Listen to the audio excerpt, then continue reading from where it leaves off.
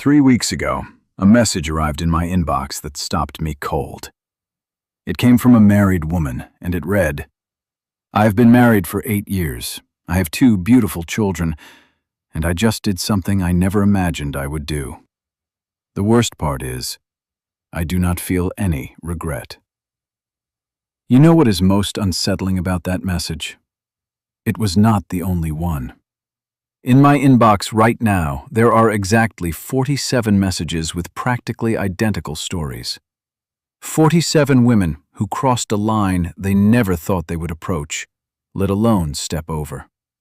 And today, I'm going to reveal the psychological secret that the marriage industry would prefer you never know. Because if this truth would have become widely understood, a staggering percentage of marriages could be on shaky ground starting tomorrow. Stay with me until the end, because I'm going to show you the 3 precise signs that indicate a married woman is about to cross that line.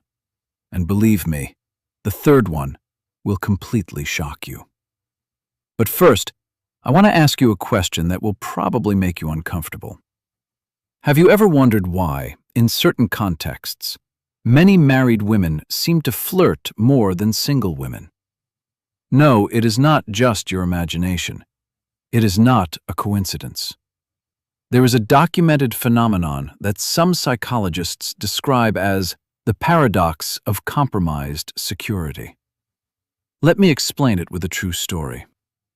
I met Valentina during a photography course I was teaching. She was wearing her wedding ring prominently and talking about her husband every 10 minutes. At first glance, she seemed like the ideal wife, devoted, committed, and completely off limits.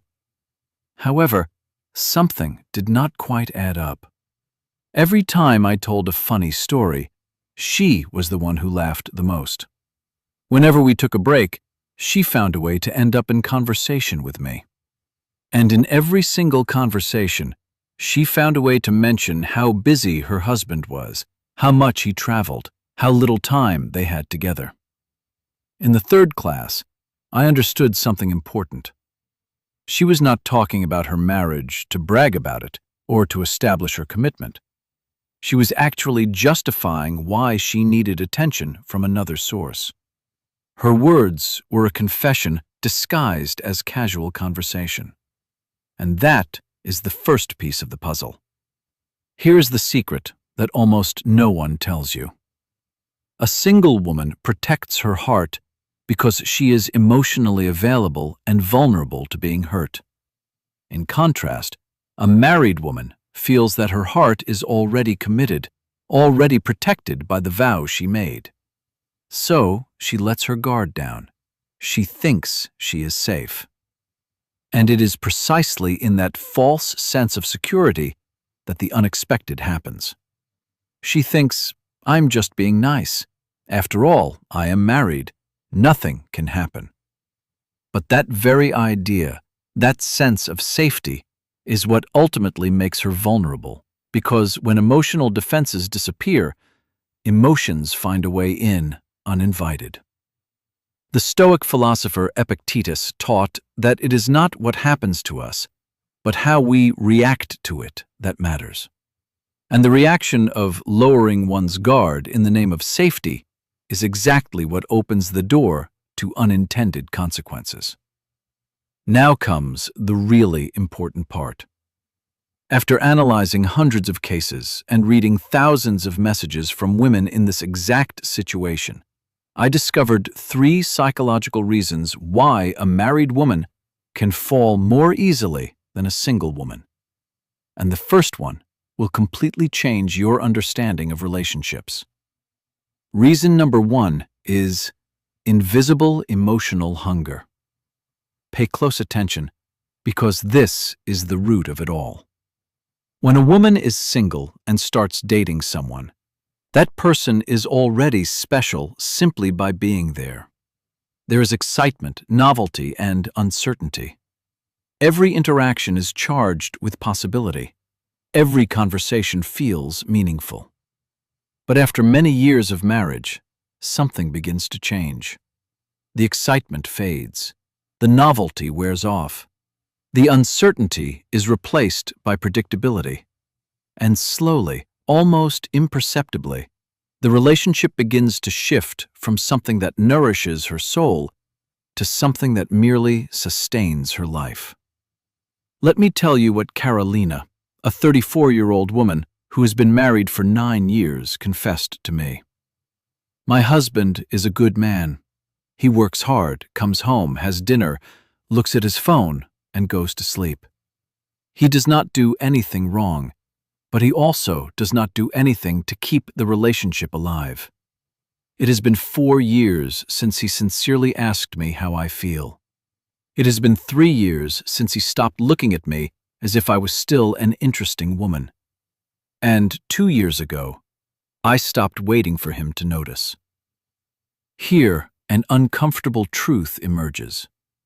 Many married men make the exact same mistake. They believe that because they have already won over their partner, they no longer need to continue seducing her.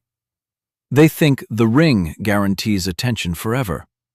They believe the vows are a one-time transaction that secures her love permanently. And that is precisely where they begin to lose everything. While they live comfortably within the routine, she begins to slowly die of emotional starvation. I'm not talking about sexual hunger. That comes later. That is a symptom, not the cause. I'm talking about the need to feel seen, heard, and desired as a woman, not just as a wife or mother. I'm talking about the need to feel that she still matters as an individual, that her thoughts, her feelings, her dreams still hold value in someone's eyes. Then another person appears. He does not need to be especially attractive. He does not need to have money or status or a perfect body. He just needs to do one very simple thing. Give her his full attention. Ask her what she thinks. Remember what she said last week. Look her in the eyes while she speaks. And suddenly, boom, that woman who seemed completely protected behind her wedding ring feels alive again for the first time in many years. Her heart, which had been quietly starving, suddenly receives nourishment. And the relief she feels, the joy of being seen, is so powerful that it overrides every rational thought in her head. She does not stop to think about the consequences. She simply leans into the feeling. The philosopher Seneca wrote that we suffer more often in imagination than in reality. But in this case, the reality of her emotional starvation is more painful than any imagined consequence of stepping out of line.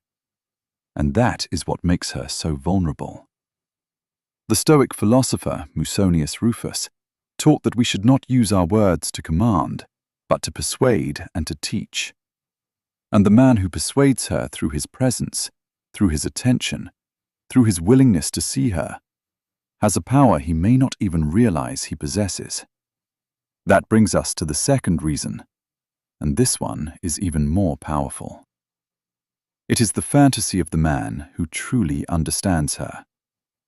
Every married woman holds on to an idealized version of the man her husband once was.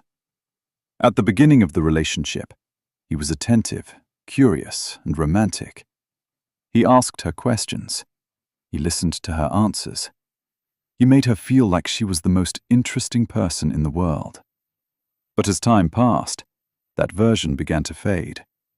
The attention became routine. The curiosity became assumption. The romance became obligation. And this is where the real danger lies. When another man displays precisely those qualities she misses, the brain does something automatic. It begins to project onto him the lost version of her own husband. She's not really seeing the other man completely.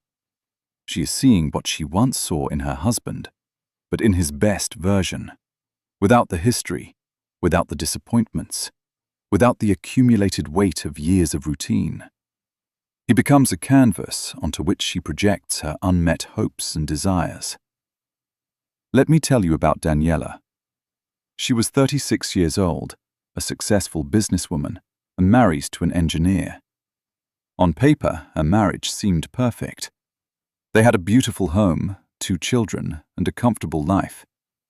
Until she met Javier at the gym. Javier was not more attractive than her husband. He did not earn more money. He did not have a more impressive title. However, Javier always asked her how her day had been. He recommended interesting books and articles. He remembered her personal goals and asked about them.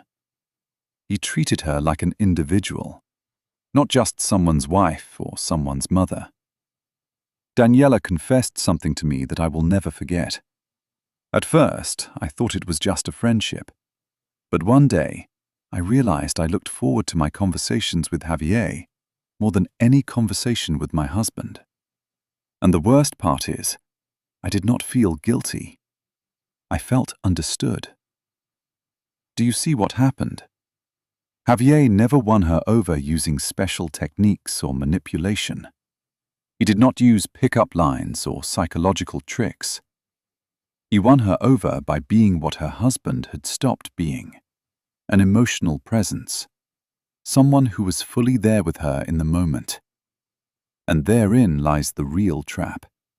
Because when a woman develops a deep emotional connection with someone who is not her husband, the line between right and wrong begins to blur. She starts telling herself that it is just friendship, that she is just being nice, that nothing inappropriate is happening. But the emotional bond is already forming, and once it forms, it becomes nearly impossible to break. The philosopher Marcus Aurelius wrote that the soul becomes dyed with the color of its thoughts. And when her thoughts are colored by this new connection, her soul begins to shift toward it, even when she is telling herself it means nothing. But wait, because the third reason is the most controversial of all.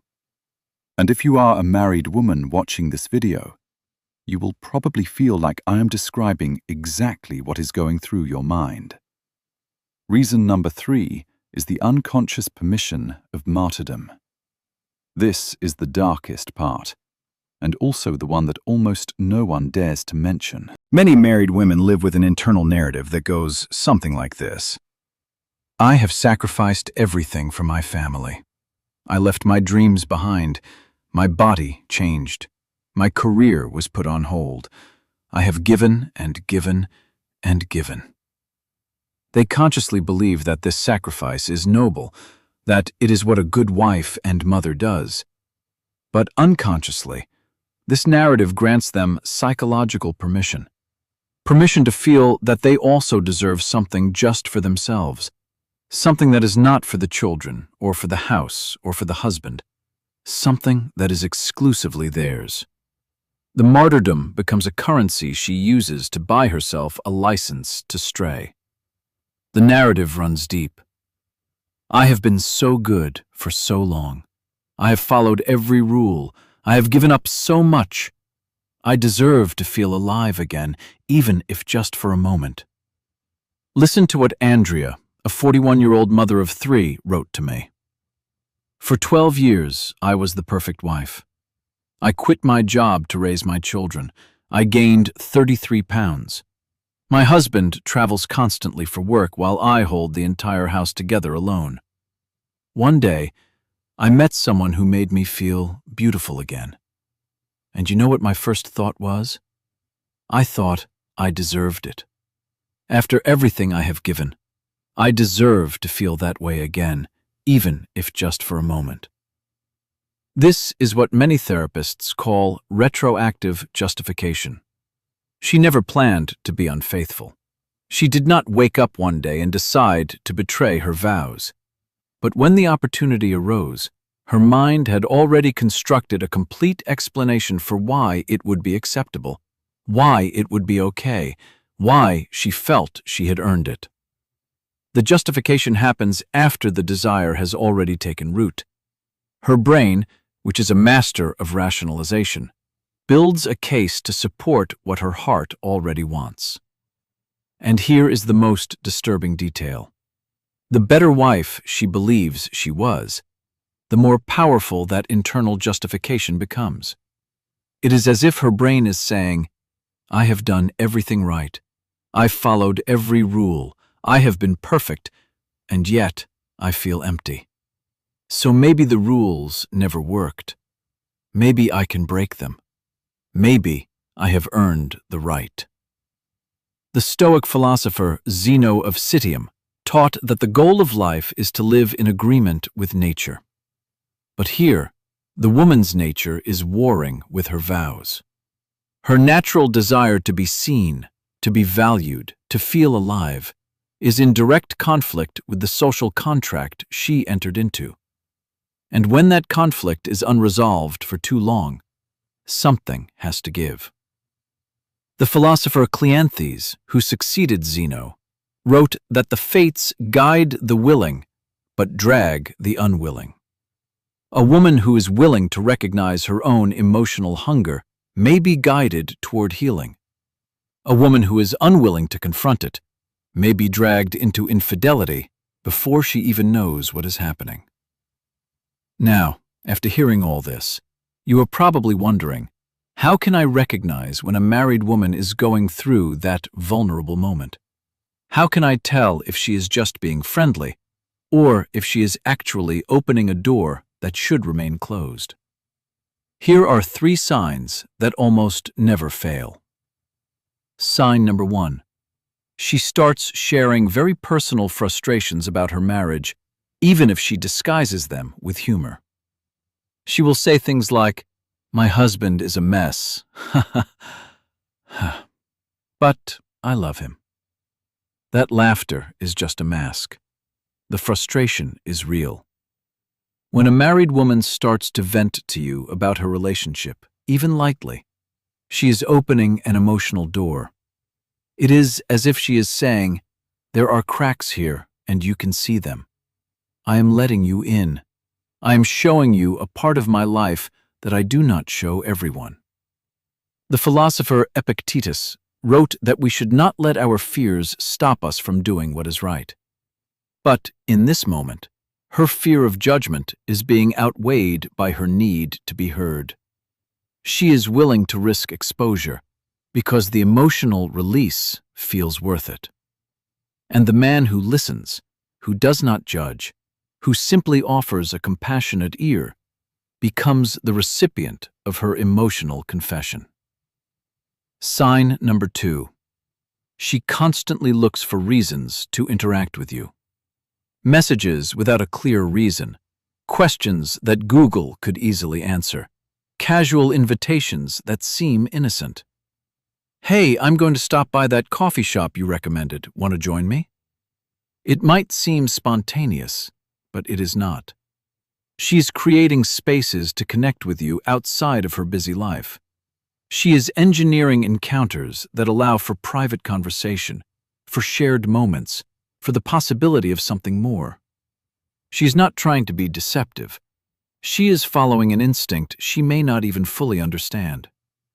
The philosopher Heraclitus wrote that we should approach others as we would approach ourselves, with patience and understanding.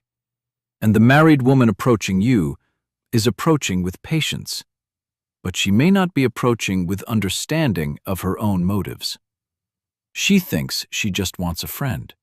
She thinks she just wants someone to talk to.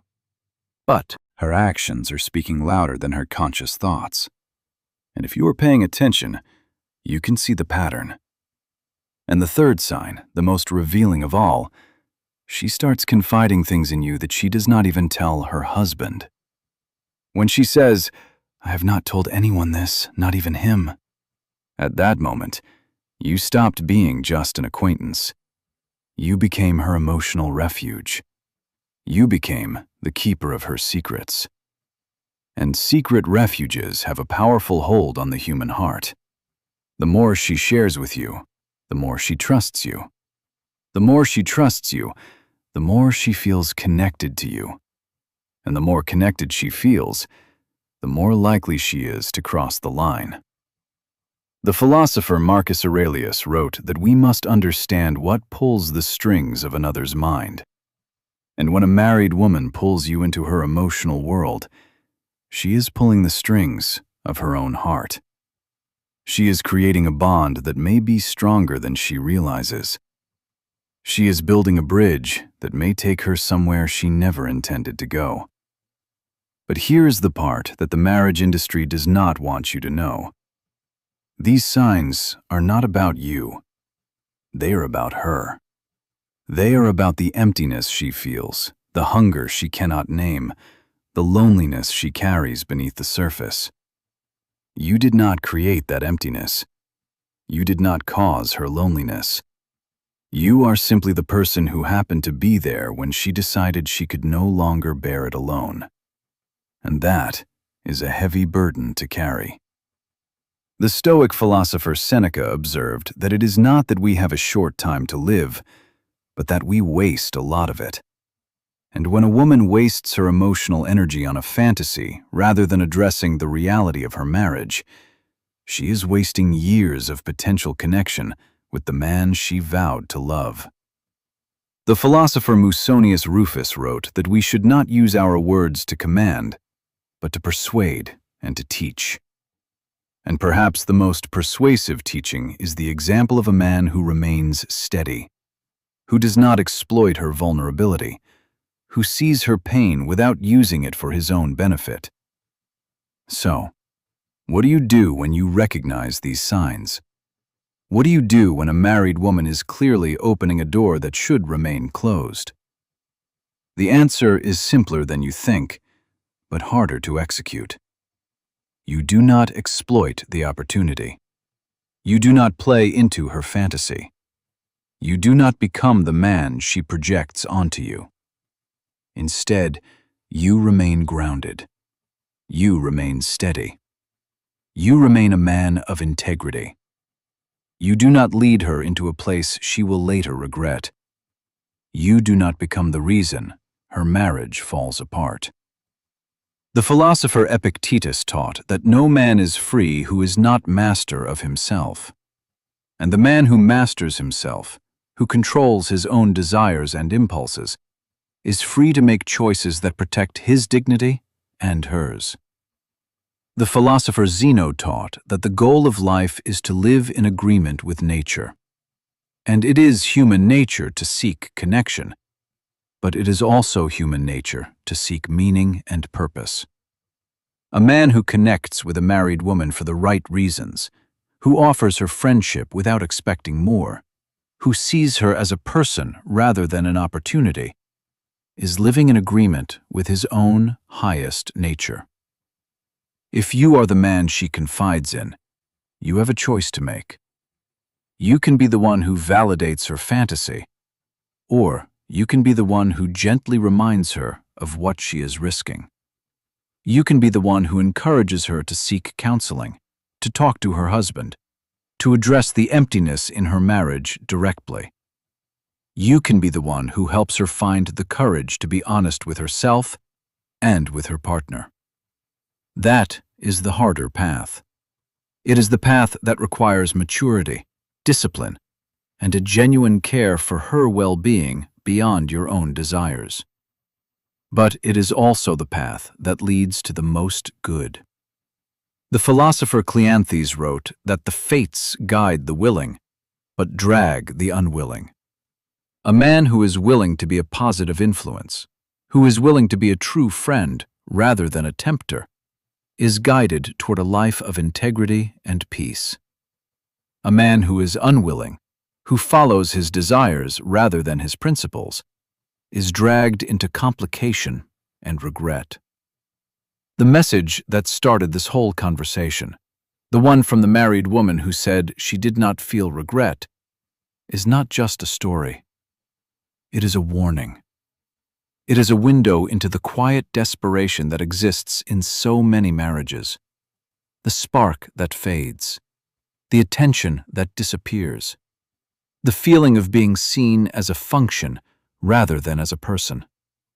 These are the conditions that create vulnerability. These are the conditions that make a woman look outside her marriage for what she is missing inside it. And the sad truth is that most of the time, the other man is not the solution. He is just a distraction. He is just a temporary fix that ultimately leaves her more broken than before. The philosopher Seneca wrote that we should not let our fears stop us from doing what is right. And the right thing for her is to confront the reality of her marriage, to have the difficult conversations, to seek the help she needs. The right thing for him is to be a true friend, to support her growth, and to respect the boundaries she has temporarily forgotten. If this video resonated with you, if you recognized yourself or someone you know in these stories, do not just let the information sit there. Use it. Let it be a catalyst for reflection and action. If you are married, let it be a reminder to nurture your relationship, to pay attention to your partner, to never stop seeing her as the woman you fell in love with. If you are single, let it be a guide to the kind of man you want to be. A man of integrity, a man who respects boundaries, a man who values real connection over fleeting temptation. The philosopher Epictetus taught that no great thing is created suddenly, and the kind of marriage that endures, the kind of love that lasts, is no exception. It is built through the accumulation of small moments, each one building on the last. Each time you choose to see her, you build that love. Each time you choose to listen, you build that love. Each time you choose to nurture rather than neglect, you build that love. And as you build it, it becomes part of who you are. If this video helped you in one way or another, please consider supporting the channel using the Super Thanks feature. Your support means a lot, and it helps us keep creating better content especially for you. Every contribution goes directly into improving the quality of these videos and bringing you more of the Stoic wisdom and psychological insights that you have come to expect. Thank you for being part of this journey. Stay grounded, stay present, and I will see you right here in the next one.